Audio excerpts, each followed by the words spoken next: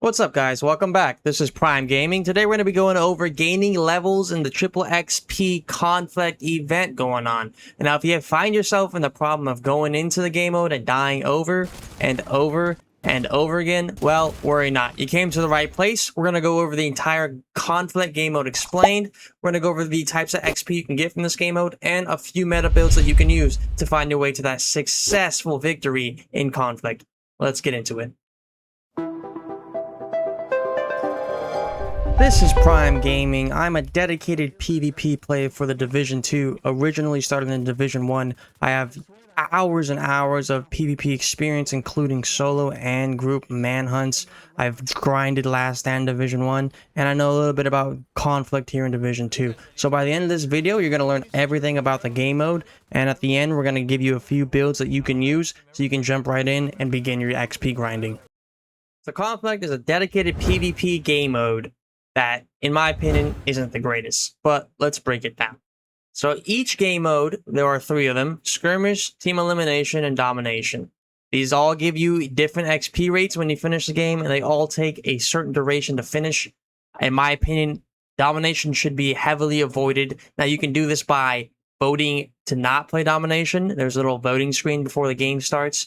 You should focus on skirmish and team elimination, and more importantly, team elimination. This will give you the most XP, upwards of 7 million per victory, and I've gotten 3 million XP even when we lost the game.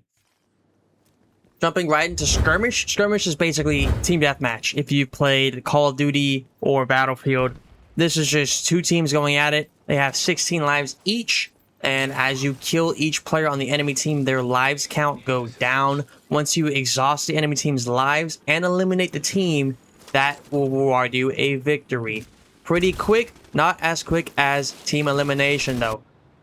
Now, team elimination is very similar to search and destroy from Call of Duty, or round-based like Valorant or Counter-Strike if you have background in those first-person shooter games. This is also round-based. So there's 4v4 and there are 7 rounds. Now, in each round, each team tries to eliminate each other. Once you are knocked unconscious, it is done for that player. Once all 4 team members on that team are knocked unconscious, the round is over, and the team who is still left standing is rewarded a round win. There are 7 of these rounds. You just need to win 7 of them. The game is over. So it ends pretty quickly due to this, and you can get a lot more XP than skirmish. I'm not even going to go over domination. It's basically the same domination you are used to in literally any game. 3 flags, go capture it. You take 9 years for the whole game to complete. Highly unrecommended. It takes too much time to grind this XP event out. One thing I will mention is these symbols at the top of the screen. It took me a while to figure this out, but they actually are the players. So there's 4 symbols on blue, 4 symbols on red. Blue is your side, red is the other side, and as long as that symbol is not a skull icon, that means that player is alive. Now, these symbols will change colors. I still don't know what that means, but in team elimination, this is very useful to see how many enemy players are still alive and how many teammates you still have fighting with you on the battlefield. Great, now let's hop into how much XP you can earn from that battlefield. So, this is the best way to grind XP this week since there is a triple XP event. Winning, of course, gives you more XP. Losing still gives you a lot, but not as much as winning.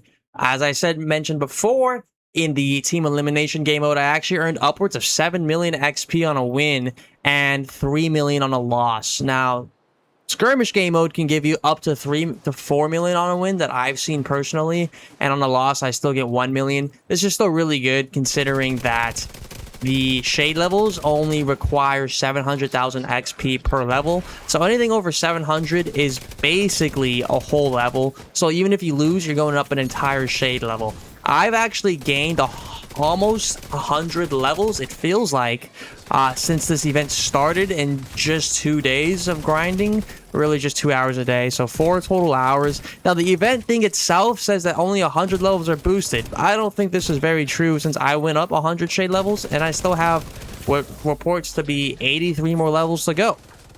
So, whatever the math is there, it's not mathing. Now, given this is the only XP event that you can grind to get shade levels, unfortunately, you can't do PvE. And a lot of players are actually not too good at PvP, or they just don't enjoy the game mode. I happen to be good at PvP, but I also just don't enjoy the game mode. It's not the greatest. Even with the greatest builds I have going into that dark zone, it is very different going into conflict, and I get clapped again and again and again. So even I'm not invincible, but what we will do is go over a few builds that you can use to survive a little bit longer and deal a little bit more damage if your current build isn't working. Okay, so diving right into the builds, we have 2 core strength builds, 1 Umbra build. 2 of these core strengths require exotic weapons, capacitor, and bighorn. If you don't have any of those, completely fine and okay.